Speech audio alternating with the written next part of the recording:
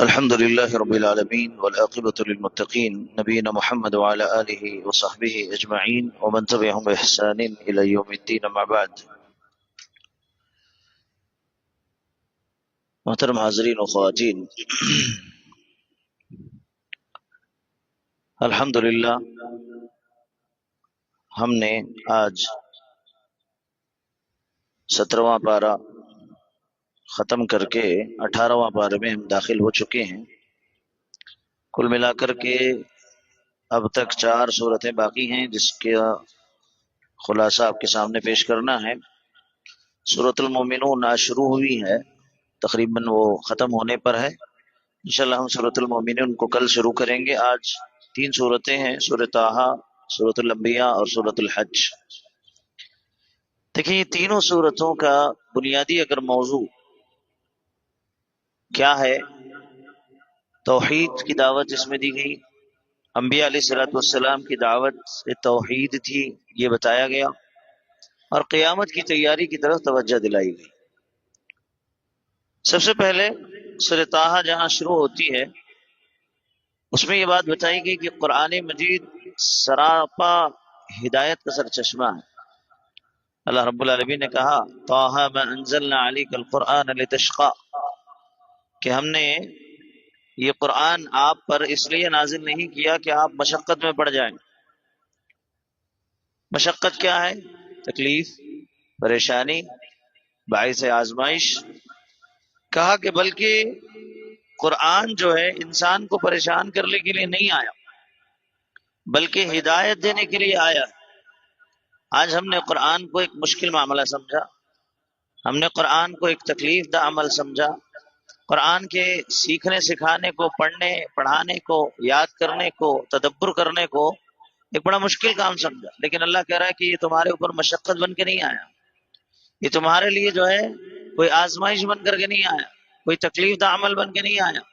بلکہ یہ قرآن سراسر ہدایت بن کر کے آیا، جو نجات کا سبب ہے، جو کامیابی کا سبب ہے، اور دنیا و آخرت کی سربلندی اسی پر جو ہے رکی ہوئی ہے۔ کہا کہ یہ کتاب انسان کو اللہ سے جوڑتی ہے۔ اب جو کتاب انسان کو اپنے رب سے جوڑے وہ مشکل کیسے ہوئی، وہ تکلیف کے باعث کیسے ہوئی؟ وہ تو اور سہولت فراہم کر رہی ہے ہمیں اپنے رب سے جڑنے کے لیے، اور گمراہی سے نکالتی ہے اور زندگیوں کو سنوارتی ہے۔ یہ قرآن کا ملکہ ہے، یہ قرآن کا کمال ہے۔ اس کے بعد ایک دوسری بات اسی صورت میں ہے کہ حضرت موسیٰ علیہ السلام کی دعوت اور فرعون کا جو انجام ہوا اس کی طرف بھی اشارہ کیا گیا کہ سورۃ طٰہٰ میں حضرت موسیٰ علیہ السلام کا واضح واقعہ کہ جب اللہ نے انہیں نبوت دی تو انہوں نے دعا کی رب اشرح لی صدری ویسر لی امری، کہ اللہ رب العالمین میرا سینہ کھول دے اور میرا کام آسان کر دے، اور میری جو زبان کی لکنت ہے اس کو دور کر دے، تاکہ دعوتی کام میں جو ہے میں اچھے سے کام کر سکوں۔ تو یہاں پر یہ کہا جاتا ہے کہ ہر داعی کے لیے یہ سبق ہے کہ دعوت کے راستے میں اس کے لیے مشکلات آئیں گی۔ وہ دعوتی کام کو اگر اپنے سر لیا ہوا ہے اور وہ یہ دعوتی فریضے کو نبھانے کے لیے اگر وہ تیار ہے تو اس بات کے لیے بھی تیار رہے کہ اس کے اوپر آزمائشیں آئیں گی، اس کے اوپر تکالیف آئیں گی، پریشانیاں آئیں گی، لیکن اللہ سے مدد مانگنے والا کبھی ناکام نہیں ہوگا۔ اللہ سے مدد مانگ کر کے جو اللہ رب العالمین سے دعائیں کر کے دعوتی میدان میں اترے گا، پھر اللہ کی اس کے لیے مدد ہوگی، اللہ کی طرف سے اس کے لیے رہنمائیاں ہوں گی، اللہ کی طرف سے جو ہے اس کے لیے غائبانہ مدد ہوگی۔ لیکن حضرت موسیٰ علیہ السلام، فرعون جیسا جابر بادشاہ تھا، اس کے پاس سلطنت تھی، کئی غلام تھے، بہت کچھ اس کے پاس تھا۔ موسیٰ علیہ السلام جب پہنچے تو ایک لاٹھی لے کر کے پہنچے، موسیٰ علیہ السلام اس کا سامنا کرنے پہنچے تو ایک لاٹھی لے کر کے پہنچے۔ تو پتہ کیا چلا کہ اسباب کچھ نہیں ہے، صرف ایک لاٹھی لے کر کے گئے تھے، اور موسیٰ علیہ السلام جب دربار میں پہنچے، چیلنج ہوا اور سامنے سے دنیا بھر کے جو ہے جادوگروں کو بلایا گیا اور ان کو سامنے کھڑا کر دیا گیا، سب نے اپنا جادو دکھانا شروع کر دیا۔ موسیٰ علیہ السلام نے صرف اپنی لاٹھی رکھی، سارے جادو پر موسیٰ علیہ السلام کی وہ لاٹھی غالب آ گئی، سب ڈر گئے، پریشان ہو گئے، یہاں تک کہ وہ جادوگر جنہیں جادو میں مہارت تھی انہوں نے اس بات کا اقرار کر لیا کہ یہ جادو نہیں ہو سکتا، کیونکہ ہم اس کے ماہر ہیں، ہمیں پتا ہے کہ جادو کیا ہوتا ہے اور معجزہ کیا ہوتا ہے، یہ موسیٰ کا بنایا ہوا نہیں ہے، یہ موسیٰ کی طرف سے لایا ہوا نہیں ہے، یہ ضرور ضرور موسیٰ کے رب کی طرف سے جو ہے اس کی مدد ہے۔ تو ان لوگوں نے ایمان لایا، حالانکہ فرعون وہاں سے ڈراتا رہا، دھمکاتا رہا کہ میں تمہارے مخالف سمتوں کو کاٹ دوں گا، سیدھا ہاتھ کاٹوں گا تو جو ہے لیفٹ پیر کاٹ دوں گا، لیفٹ ہاتھ کاٹوں گا تو جو ہے سیدھا پیر کاٹ دوں گا، ایسے تمہیں دردناک عذاب دوں گا، سزائیں دوں گا اگر تم موسیٰ کے رب پر ایمان لانے کی بات کرتے ہو۔ تو انہوں نے ڈٹ کر کے کہہ دیا کیا جو چاہے کر لو، ہم ایمان لاتے ہیں۔ سوچ کر کے دیکھیں، جو اب تک اپنے جادو کے ڈنکا دکھانے والے مشہور جادوگر موسیٰ علیہ السلام کا معجزہ دیکھ کر کے انہوں نے جو ہے ہار مان لی کہ یہ اللہ تبارک و تعالیٰ کی طرف سے ہے، ان کے دلوں میں ایمان بیٹھ گیا، اور فرعون کا ڈر، فرعون کی ہیبت، فرعون کا جو خوف، فرعون کا جو تشدد تھا وہ سب کچھ ملیامیٹ ہو گیا، اور جو ہے یہ ایمان لے کر کے آئے۔ سوچ کر کے دیکھے، پھر ایمان ایسے ہی داخل ہوتا، ایمان ہدایت ایسے ہی داخل ہوتی ہے، اور اسی طریقے سے اللہ رب العالمین نے یہاں پر یہی بتایا کہ اللہ رب العالمین سے مدد مانگنے والا کبھی ناکام نہیں ہوتا۔ تو موسیٰ علیہ السلام نے دعوتی میدان میں فرعون کے پاس پہنچنے سے پہلے اللہ سے مدد مانگی، دعائیں کی۔ تو اس سے ایک بات یہ سمجھ میں آتی ہے کہ آپ اپنے رشتہ دار، بھائی بہن، ماں باپ، دوست، احباب، اپنے خود کی اولاد کو اگر دعوتی کام کرنے کے لیے جا رہے ہیں، ان کی صلاح کرنے کے لیے جا رہے ہیں، ان کی تربیت کرنے جا رہے ہیں، تو اس سے پہلے آپ اللہ سے دعا کریں، اس سے پہلے آپ اللہ سے دعا کریں کہ اللہ میں اپنی اولاد کی تربیت کے لیے آج انہیں لے کر کے بیٹھنا چاہتا ہوں، میں میرے والدین کو دعوت توحید کے لیے لے کر کے بیٹھنا چاہتا ہوں، میں میرے دوست کو توحید سمجھانا چاہتا ہوں۔ تو پہلی چیز یہ ہے کہ آپ جتنے ڈھیر سارے دلائل جمع کر لیے ہوں، لیکن اس سے پہلے آپ کو اللہ سے اپنا رشتہ قائم کرنا ہوگا، اللہ سے مدد مانگنی ہوگی، اللہ میری مدد فرما کہ میں جو کام کرنے جا رہا ہوں اس کام میں میری رہنمائی فرما۔ اور ہوا بھی ایسے ہی کہ موسیٰ علیہ السلام کی طرف سے جب انہوں نے اللہ سے دعائیں مانگی تو اللہ کی مدد شامل حال رہی، اللہ کی مدد ان کے ساتھ شامل حال رہی، اور فرعون کا تکبر، فرعون نے تکبر کیا، معجزات دیکھے مگر انکار کیا، آخرکار اللہ نے اسے سمندر میں غرق کر دیا اور رہتی دنیا تک کے لیے عبرت کا نشہ بنا دیا۔ یہ ہمیں بتاتا ہے کہ باطل چاہے کتنا ہی طاقتور کیوں نہ ہو، انجام کار آخر حق غالب آ کر کے رہتا ہے، آخرکار حق غالب آ کر کے رہتا ہے۔ تو آج دنیا میں جتنا بھی تشدد ہو، ظلم و بربریت کا معاملہ ہو، ہر طرف جو ہے آپ پیچھے جا رہے ہوں، لیکن یاد رکھیں ایک نہ ایک دن حق غالب آ کر کے رہے گا، یہ اللہ کا قانون ہے، یہ اللہ رب العالمین کا نظام ہے۔ پچھلی ساری قوموں کے جو قصے واقعات اللہ نے ذکر کیے، آخر نتیجے میں آپ دیکھیں ساری قومیں ہلاک و برباد ہو گئی، اور حق اور اہل الحق غالب آ کر کے رہے، حق اور اہل الحق غالب آ کر کے رہے، یہ اللہ کا نظام ہے۔ اس کے علاوہ ایک اور بات بتائی، تمام انبیاء کی جو دعوت رہی کوئی مختلف دعوت نہیں تھی، آدم کسی اور دعوت کو دینے کے لیے آئے، نوح کوئی اور دعوت دینے کے لیے آئے، موسیٰ کچھ اور دعوت دینے کے لیے نہیں، آدم علیہ السلام سے لے کر کے پیارے نبی جناب محمد رسول اللہ صلی اللہ علیہ وسلم کے ذات اقدس تک دعوت ایک ہی رہی، وہ دعوت توحید رہی، وہ ایک اللہ کی عبادت کی طرف بلاتے رہے، اور آج بھی یہی ہماری دعوت ہے کہ ہم ایک اللہ رب العالمین کی طرف بلاتے ہیں، قیامت کے صبح تک بھی یہی دعوت ہے کہ اسی ایک اللہ کو اللہ مانا جائے، اسی ایک اللہ کو خالق مانا جائے، اسی ایک اللہ کو معبود سمجھا جائے، یہی دعوت ہے۔ اور اللہ رب العالمین نے یہ بتایا وَمَا أَرْسَلْنَا مِن قَبْلِكَ مِن رَّسُولٍ إِلَّا نُوحِي إِلَيْهِ أَنَّهُ لَا إِلَهَ إِلَّا أَنَا فَاعْبُدُونِ، ہم نے آپ سے پہلے جو بھی رسول بھیجے اس کی طرف یہی وحی کی کہ میرے سوا کوئی معبود حقیقی نہیں، لہٰذا میری عبادت کرو۔ اللہ نے یہی وحی نازل کی، ہر ایک نبی کا یہی مشن رہا، یہی ان کی دعوت رہی، یہی ان کی رسالت اور ان کی نبوت رہی کہ وہ ایک اللہ رب العالمین کی طرف بلاتے رہے۔ اور آپ اس کے بارے میں اس صورت کے اندر پڑھیں گے، حضرت نوح کا تذکرہ ہے، ابراہیم علیہ السلام کا، موسیٰ کا، عیسیٰ علیہ السلام کا، سب کا پیغام ایک ہی رہا کہ وہ توحید کی دعوت دیتے رہے، اللہ کی وحدانیت بیان کرتے رہے، اور آج ہم بھی اللہ کی وحدانیت کو ہی بیان کرتے ہیں۔ اس کے بعد حضرت ابراہیم علیہ السلام کا بتوں کو توڑنے والا وہ زبردست واقعہ مشہور جو ہے اس میں ذکر آیا ہے کہ جب یہ لوگ کسی میلے کی غرض سے بستی والے باہر چلے گئے، آپ جانتے ہیں، بارہا سنے ہیں واقعہ، حضرت ابراہیم علیہ السلام نے موقع پا کر کے سب کی گردنیں اڑا دی، سب کو توڑ دیا، نیست و نابود کر دیا۔ جو اس میں بڑا تھا اس کی گردن میں کلہاڑی لٹکائی، آ گئے۔ جب یہ لوگ واپس آیا کر کے منظر دیکھے پریشان ہو گئے کہ یہ کیا معاملہ ہے، تو کہنے والوں نے کہا کہ ابراہیم ان کی برائی بیان کرتا تھا، ہو سکتا ہے کہ وہی کیا ہو، کیونکہ وہ جو ہے شہر میں تھا، جاؤ بلا کے لاؤ، بلا کے لایا گیا۔ حضرت ابراہیم علیہ السلام سے سوال کیا گیا، حضرت ابراہیم علیہ السلام نے پوچھا کہ ان سے پوچھو نا جناب سے جو ٹھہرے ہوئے ہیں، انہیں سے پوچھو، ہو سکتا ہے کہ یہ آپس میں لڑ جھگڑ کر کے جو ہے ختم ہو گئی، جو بڑا ہے وہ بچ گیا ہے، اسی سے پوچھ لو۔ تو لوگوں نے تھوڑی دیر سوچا، سوچ کر کے جواب دیا کہ یہ تو بات نہیں کرتے، یہ تو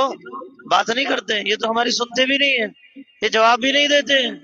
تو کہا کہ افلا تعقلون، تمہارے لوگوں کو عقل نہیں ہے؟ یہی تو سمجھانا چاہتا ہوں، نہ سنتے ہیں، نہ جواب دیتے ہیں، نہ ہمارے مسئلے حل کرتے ہیں، نہ ہمارا ڈیفنس کر سکتے ہیں،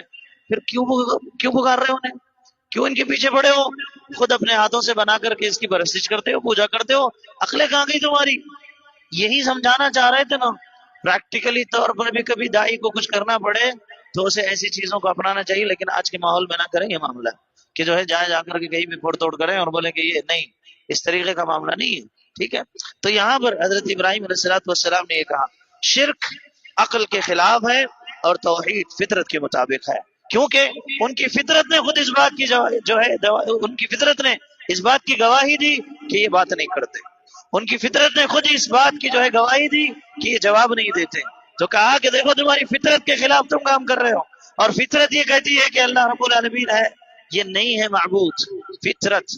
ہر بندہ، ہر انسان فطرت اسلام پر پیدا ہوتا ہے، اور بعد میں چل کر کے وہ جس ماحول میں بڑا ہوتا ہے، یہودی بن جاتا ہے، نصرانی بن جاتا ہے، کافر بن جاتا ہے، الگ الگ اس کی جیسی پرورش، اس کے ماں باپ جیسا اسے ماحول دے وہ اس حساب سے بدل جاتا ہے، ورنہ ہر کوئی فطرت اسلام پر پیدا ہوتا ہے، فطرت توحید پر پیدا ہوتا ہے۔ اور اس کے بعد اللہ تبارک و تعالیٰ نے قیامت بہت قریب ہے اس کا تذکرہ کرتے ہوئے سورۃ الانبیاء کے آغاز میں اللہ نے فرمایا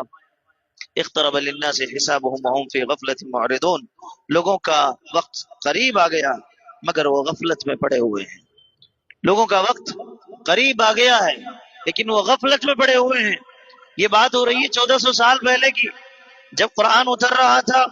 صحابہ کے دل دہل گئے، صحابہ اکرام پریشان ہو گئے۔ قیامت کے بارے میں اللہ رب العالمین کہہ رہا ہے کہ قیامت کا دن قریب ہے، اور لوگ ہیں کہ غفلت میں پڑے ہوئے ہیں۔ سوچ کر کے دیکھیے ہم بھی کتنے غفلت میں، ہم بھی کتنے غفلت میں ہیں، ابھی خواب غفلت میں ہم ہیں۔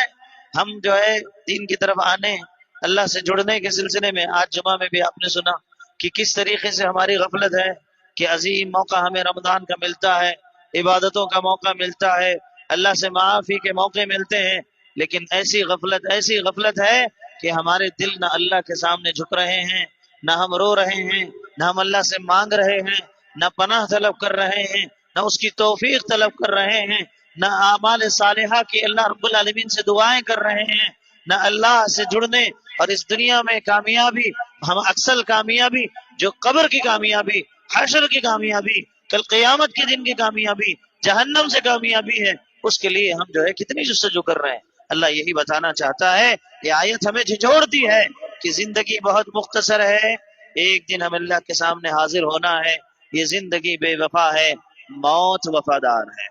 موت وفادار ہے، جو وہ آ کے رہے گی، لیکن یہ زندگی بے وفا ہے، پتہ نہیں کہ کب ساتھ چھوڑ جائے۔ اس موت کی تیاری مجھے اور آپ کو کرنی ہے، اس آخرت کی تیاری مجھے اور آپ کو کرنی ہے۔ اللہ رب العالمین اس سورت کی ابتدا اسی سے کر رہا ہے۔ اس کے بعد سورت الحج کے اندر اللہ تبارک و تعالیٰ نے پھر اسی قیامت سے جو ڈرایا نا اللہ، اسی کے سلسلے میں پھر بعد میں آنے والی سورت الحج کی ابتدا قیامت کی ہولناکی سے کی۔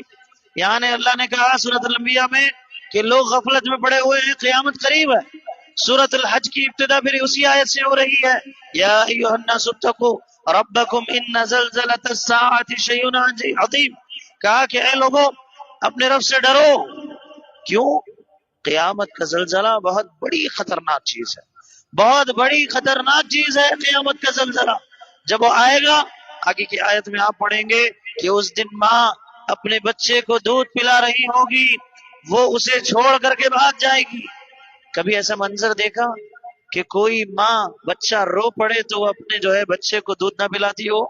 یا دودھ پلاتی ماں اپنے بچے کو چھوڑ کر کے کہیں بھاگ گئی ہو؟ ایسا کوئی منظر دیکھا سنا؟ لیکن قیامت کا یہ منظر، قیامت کی یہ ہولناکی جس کے بارے میں اللہ تبارک و تعالیٰ کہہ رہا ہے کہ دودھ پلاتے بچے والی ماں اس بچے کو چھوڑ کر کے بھاگ جائے گی۔ لوگ اس دن اٹھ کھڑے ہوں گے ایسے کہ نشے کی حالت میں نظر آ رہے ہوں گے، حالانکہ وہ نشے میں نہیں ہوں گے۔ یہ قیامت کا خوفناک منظر ہوگا جس کی وجہ سے لوگ جو ہے ہیبت میں، پریشانی کے عالم میں ہوں گے کہ ہو کیا رہا ہے، سمجھ نہیں آ رہا ہوگا۔ قبروں سے نکال کر کے اٹھا کر کے کھڑے کیے گئے ہوں گے،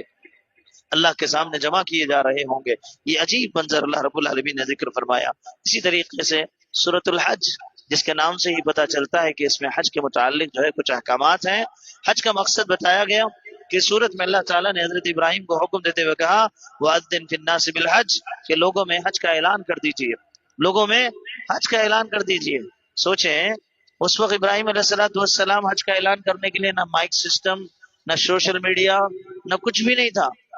لیکن اللہ کہہ رہا ہے کہ اذن فی الناس بالحج، آپ ندا لگائیے لوگوں کو حج کے لیے آنے کے لیے۔ اور بتائیے کیا اسی ندا پہ آج بھی لوگ حج پہ نہیں جا رہے ہیں؟ آج بھی لوگ حج پہ نہیں جا رہے ہیں؟ یہ اللہ رب العالمین کا نہیں دکھنے والا نظام ہے، غائبانہ نظام ہے۔ یہ اللہ کی قدرت ہے کہ ابراہیم علیہ السلام نے جو ہزاروں سال پہلے اس حج کی طرف جو ہے لوگوں کو بلایا، آج لاکھوں لوگ اس کی طرف دوڑتے ہیں، لاکھوں لوگ اس کی طرف ہر سال جو ہے جاتے ہیں۔ یہ اللہ رب العالمین، اور اللہ رب العالمین نے اس اعلان کے بعد ایک اور بات بتائی کہ لن ینال اللہ لحومها ولا دماؤها ولکن ینالہ التقوی منکم۔ اللہ رب العالمین نے کہا کہ تمہاری جو بھی قربانیاں ہیں، گوشت ہے، ہڈیاں ہیں، یا پھر جو ہے خون ہے، یہ اللہ رب العالمین کو نہیں پہنچتا ہے، یہ اللہ رب العالمین کو نہیں پہنچتا ہے۔ سارا تو ہم کھا جاتے ہیں، سارا تو ہم کھا جاتے ہیں، غریبوں میں نہیں بانٹتے، ہم اپنوں کو تک نہیں دیتے، رشتہ داروں کو بھی نہیں دیتے، چن چن کے ہمارا ہم نکال کر کے کھاتے ہیں۔ اب بتائیے پھر قربانی کیا ہو رہی ہے؟ قربانی جانور دے رہے ہیں، ایسا خرید کے لائیں گے، ابھی آئے گا وہ بھی موقع جب بولنے کا مجھے موقع ملے گا، ابھی نہیں بولوں گا، کہ جو ہے ایسا جانور لائیں گے پورا محلہ دیکھے پورے شہر میں مشہور ہو، لیکن جب کاٹیں گے تو خود کھائیں گے۔ اب بتائیے اللہ کے لیے آپ نے کیا چھوڑا؟ اللہ کے لیے ہم نے کیا چھوڑا؟ اللہ کہہ رہا ہے کہ وَلَٰكِن يَنَالُهُ التَّقْوَىٰ مِنكُمْ، اللہ کے پاس صرف ہماری نیت پہنچتی ہے، ہمارا تقوی پہنچتا ہے کہ ہم نے جانور قیمت پہ خریدا یا ہم نے جانور اللہ کے تقرب کے لیے خریدا، ہم نے جانور مارکیٹ میں ہاؤ بھاؤ کر کر کے لوگوں کو دکھانے کے لیے خریدا یا اللہ کے پاس قابل قبول ہونے کے لیے اس قربانی کو خریدا۔ کس لیے ہم نے قربان کیا؟ اور صرف جانور قربان کرنا ہی مقصد نہیں ہے، جیسے چھری ایک جانور کے گلے پہ رکھ کر کے ہم ذبح کر کے یہ سمجھتے ہیں کہ ہم نے قربانی کر دی، نہیں۔ اگر اللہ کے لیے ایسی قربانی ہماری بھی مانگے تو ہم اپنی گردنیں بھی ایسی قربان کر دیں گے اللہ کے لیے،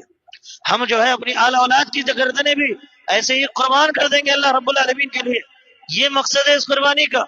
اللہ کا تو شکر ادا کریں نا کہ ابراہیم علیہ السلام کے ہاتھوں اسماعیل کی قربانی کو اللہ نے قبول کر لیا